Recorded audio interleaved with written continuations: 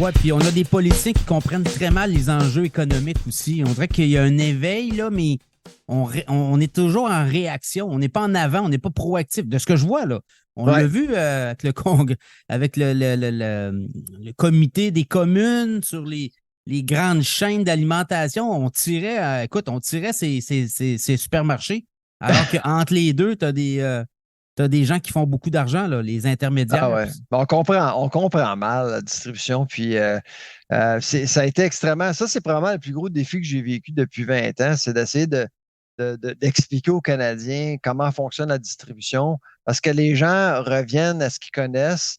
Ils simplifient un phénomène qui est super complexe.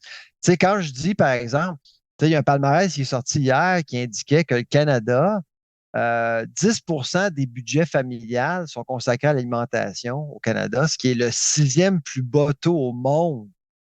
OK? Puis quand tu dis ça aux gens, ils disent, ben non, c'est impossible. On dépense beaucoup plus que ça. On est un des pays qui dépense le plus en alimentation au monde. C'est parce que le Nigeria dépense 70% de son budget. Un Nigérien va dépenser 70% de son budget à l'alimentation. L'alimentation au Canada est pas chère comparativement à d'autres pays. Tu sais. Non, il faut Puis toujours les gens relativiser. veulent pas l'entendre, ça. Oui, et ce qu'on veut, c'est des bas prix tout le temps. C'est ça, Euh, puis c'est correct. On veut avoir des bas prix, mais il faut quand même relativiser les choses. Moi, je pense qu'on est chanceux. On a de bons épiciers. Est-ce que parfois certains épiciers abusent de leur pouvoir? Absolument. Absolument, c'est sûr, c'est sûr. Il y a tu sais, le cartel du pain, c'est un bon exemple. Puis là, il y a des soupçons par rapport à la viande, oui. à la viande aussi. Tu sais, c'est sûr qu'il y a de l'abus, là, une fois de temps en temps. C'est clair, c'est clair. Mais en gros, moi, je pense que les consommateurs ici au Canada, au Québec, sont très bien servis.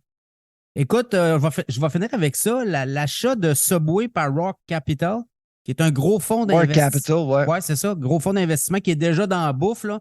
Ouais. Dunkin' Donuts, Abby, ils ont beaucoup de chaînes. Comment C'est tu mon billet vois de cette ça? semaine dans la presse, effectivement.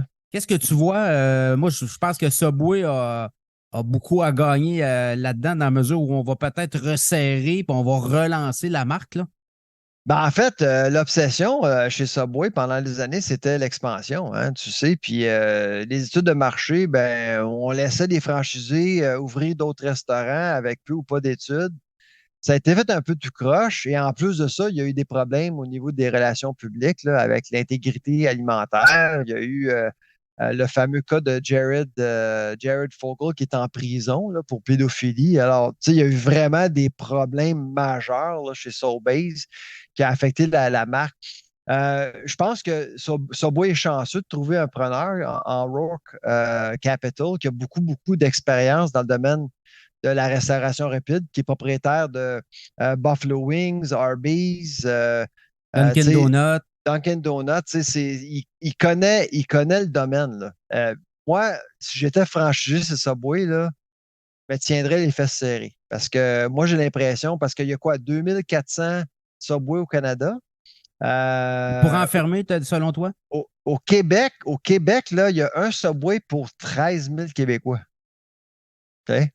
Mais la raison pourquoi il y en a tellement, c'est que c'est pas cher ouvrir un Subway. Puis ça a toujours été positionné comme une franchise pour permettre à des entrepreneurs de s'acheter une job. Ouais. Tandis que chez McDonald's, c'était vraiment une entreprise. Là. Burger King, c'est la même chose. Tim Hortons, c'est la même chose. Et puis là, la bannière paye pauvre. Moi, j'ai l'impression qu'il va y avoir un resserrement. Il va probablement avoir beaucoup, beaucoup de magasins qui vont fermer, malheureusement, parce que justement, la marque est abîmée par la surcapacité. Il y a trop de restaurants, à mon avis. On va peut-être faire aussi des joint ventures, là. Peut-être un comptoir Dunkin' Donuts à côté ou dans le même Ouais, établissement qu'un Subway. Je pense qu'on pourrait avoir des partenariats comme ça, comme on a vu avec Burger King et Tim Hortons, là. Tu sais, on a vu ouais, ça arriver, absolument. là. Absolument. Et puis, tu sais, il y a beaucoup de potentiel. Tu sais, dans les aéroports, par exemple, là, tu sais, Subway vient à peine d'ouvrir un comptoir à Pearson Airport à Toronto, ce qui est, à mon avis, ça aurait dû être fait il y a longtemps, là. Tu sais, c'est ce genre d'affaires-là qu'il va falloir repenser chez Subway. Puis la grande majorité des magasins Subway sont propriétaires. Les propriétaires, ce sont des franchisés, Oui, c'est contrairement ça. à McDonald's ou Burger King.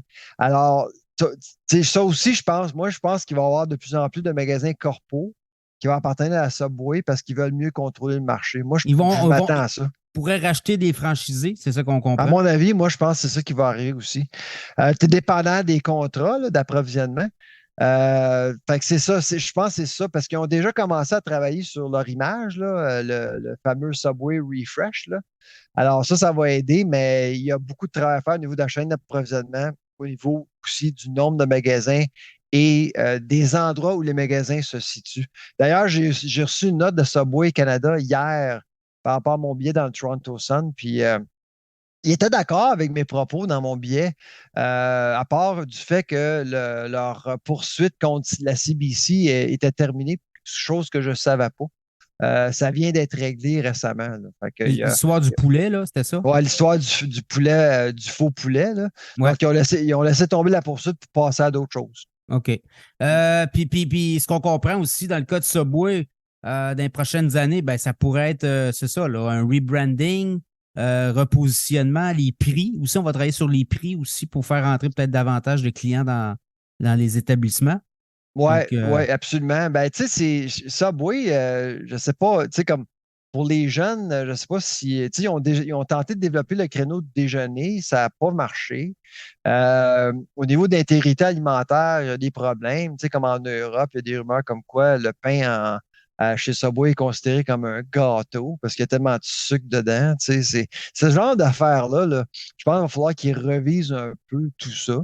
Euh, Ils attirent une clientèle Subway, mais je pense qu'ils ont vraiment besoin de travailler sur leur image et puis aussi le nombre de franchisés avec qui ils font affaire. Là. mais il y a un plan parce que tu n'achètes pas Subway pour 9,6 milliards pour rien faire avec ça, là. C'est beaucoup d'argent. Je ne sais pas ce que tu en penses, mais moi, j'ai trouvé que c'était pas mal d'argent. Ben, je pense qu'il y a un potentiel. On le voit. Ouais. Eux, là, le fonds d'investissement, ils sont capables de Ben, rentabiliser ça. Ils sont puis les donnés gens peuvent dire oh, la restauration depuis un ça va mal, puis il y a beaucoup de fermetures, puis c'est vrai. Mais ce que les gens se rendent peut-être pas compte, c'est que c'est des indépendants qui ferment.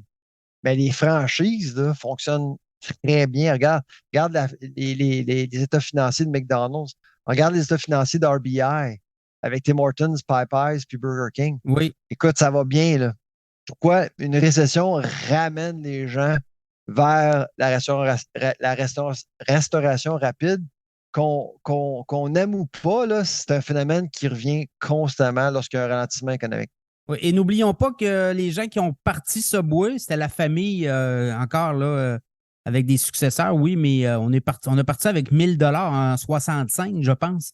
Et Ouais. on vend ça 9,6 milliards quand même. C'est une Non, belle ride. c'est pas mal, mais tu sais, comme je te dis, il y a eu beaucoup de problèmes. Tu sais, il y a eu des poursuites entre franchisés et la maison mère. Il y a eu des accusations comme quoi on profitait des migrants parce que des gens arrivaient au Canada, voulaient s'acheter une job, puis on abusait de leur manque de connaissance du marché. En tout cas, tu sais, il y a beaucoup de choses qui se sont passées parce que il y avait une obsession d'ouvrir de nouveaux magasins. Mais Oui, moi, je pense que c'est fini. Là. Depuis le pic de Subway, c'était en 2014, lorsqu'ils ont atteint 18 milliards de ventes. Depuis ce temps-là, c'est en baisse.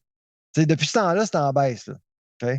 Fait qu'il va falloir qu'ils resserrent le nombre d'endroits pour justement commencer à augmenter les revenus. Parce que là, actuellement, les revenus sont à peu près à 15-16 milliards. Là. ça sera à Ben, suivre, hein, parce que non, mais moi, ouais. je regarde la liste fond-là, puis on pourrait voir beaucoup de changements. Ouais. Sylvain Charlebois, merci beaucoup de ton temps. C'est toujours un plaisir. Et Université d'Alousie, si on veut vous suivre vos activités, c'est Ouais, simplement aller sur notre site Internet. Tous nos rapports sont disponibles en français et en anglais. Là, cet automne, là, on regarde, on a toutes sortes de projets là, par rapport à la taxe sur le carbone, banque alimentaire sur les campus. On va sortir une étude là-dessus. Il y a aussi une étude sur l'aquaculture, le saumon. Donc, il y a beaucoup de choses. On en ratisse pas mal large. le terrain est assez grand, hein, comme on Ouais, dit. c'est ça. Merci.